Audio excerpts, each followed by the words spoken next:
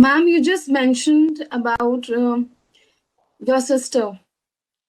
So it was, I think, after September 5, 2018, that you participated in a panel discussion that was named as China's War on Terrorism and the Xinjiang Emergency, where you talked about the fate of your in laws and also the conditions of the Chinese camps. So it was in retaliation of your speech that 6 days after that discussion, that your sister and your aunt was they were both being detained by the Chinese government.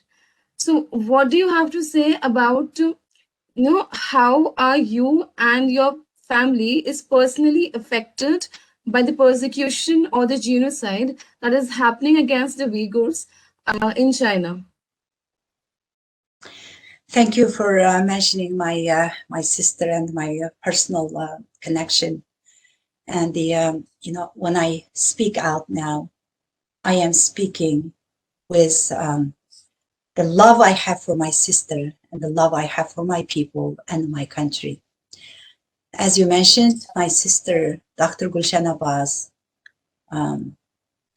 she's a retired medical doctor, and she was abducted by the Chinese regime, as you mentioned, as a retaliation for my activism here in America as an American citizen. So basically, this was because I spoke publicly about the Chinese regime's atrocities against the Uyghurs. And our family has been dealing with this since pain since September of 2018. We have no proof that she is still alive. I hope that she is, but we don't know. Although we have heard that she was harshly sentenced on false charges, and this news just came up Christmas 2020, more than 2 years of no news. All these demands of telling us where she is or what kind of health situation she's facing, because she's a fragile person. But there was no any kind of information given to us. And also, when we heard that her sentencing was a direct contrast to an earlier Chinese state-run media article, which the China Global Times Network openly, publicly accused me of being, basically accusing me of making up my missing relatives. They said that I am stealing other people's photos and they are spreading rumors about my missing sister.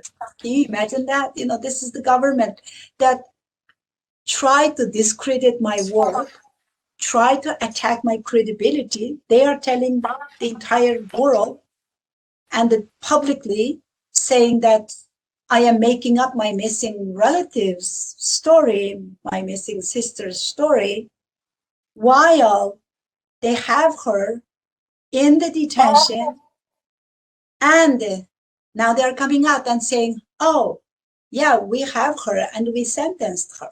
So this is the kind of government I'm talking about. You cannot trust the Chinese government, not the officials, not the media.